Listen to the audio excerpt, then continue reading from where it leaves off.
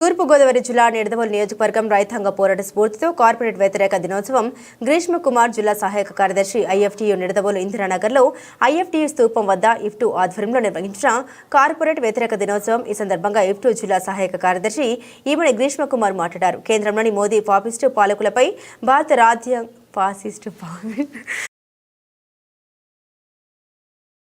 ఈ సందర్భంగా ఇఫ్టూ జిల్లా సహాయక కార్యదర్శి ఈమె గ్రీష్మ కుమార్ మాట్లాడుతూ కేంద్రంలోని మోడీ ఫాసిస్ట్ పాలకులపై భారత రాజ్యాంగం రైతాంగం 750 మంది రైతులు బలిదానాలతో 380 రోజుల నిర్విరామంగా పోరాడి మోదీ ప్రభుత్వం కరోనా విలయాన్ని అడ్డం పెట్టుకుని ఇళ్లను జైలుగా మార్చి లాక్డౌన్ పేరిట ప్రజల్ని బందీలుగా చేసి పార్లమెంట్లో ఏ విధమైన చర్చ లేకుండానే వ్యవసాయాన్ని ప్రైవేట్ కార్పొరేట్ శక్తులకు అప్పగించడానికి తెచ్చిన 3 నల్ల వ్యవసాయ నల్ల చట్టాన్ని రద్దు చేయాలని డిమాండ్ చేస్తూ చారిత్రాత్మక ఉద్యమం స్ఫూర్తితో దేశంలో నేటికి మోదీ కొనసాగిస్తున్న పోర్టులు, రైల్వే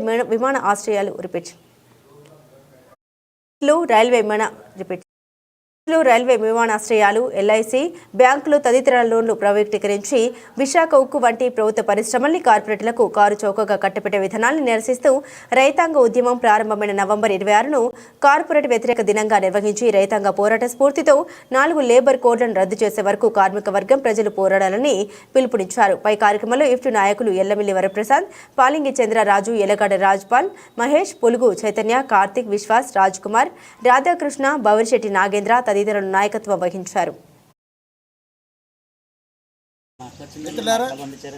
ఈరోజు నవంబరు 26 భారతదేశంలోనే కాకుండా మొత్తం ప్రపంచవ్యాప్తంగా చారిత్రాత్మకంగా రైతుల ఉద్యమం ఒకటి భారతదేశంలో మొత్తం ప్రజా ఉద్యమాల్లో చరిత్ర లిఖించింది.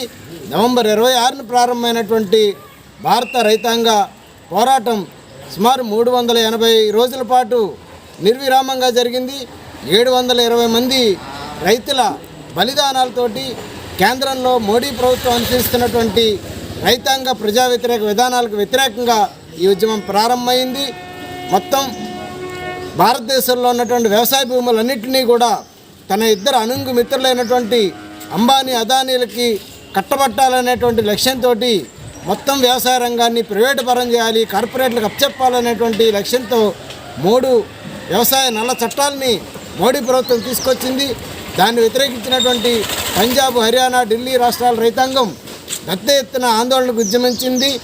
విజయం సాధించారు. ఆ రైతులు ఉద్యమం ద్వారా ఆ నల్ల చట్టాలని మోడీ ప్రభుత్వం వెనక్కి తీసుకోవడం జరిగింది. ఇది మొత్తం ప్రజా ఉద్యమాలకే మంచి విజయాన్ని చేకూర్చినటువంటి చరిత్ర. అయితే మోడీ తన దుందుడుకు స్వభావాన్ని విడనాడుకోకుండా ఇప్పటికీ కూడా తన ప్రైవేటీకరణ, కార్పొరేటీకరణ ఆలోచనలు కొనసాగిస్తూ ఉన్నాడు.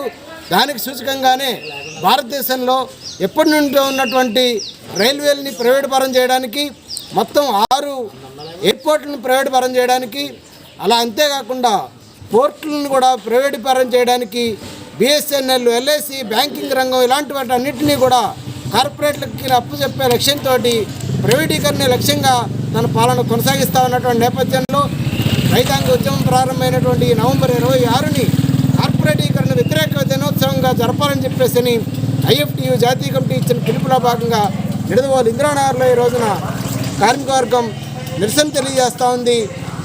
రైతాంగ ఉద్యమ స్ఫూర్తితోటి ఈ కార్పొరేటీకరణ వ్యతిరేకంగా పెద్ద ఎత్తున భారతదేశంలో నిర్మితమైనటువంటి ఉద్యమంలో భాగస్వాములు కావాలని చెప్పేసి మొత్తం కార్మిక వర్గానికి పిలుపునివ్వడం జరుగుతోంది.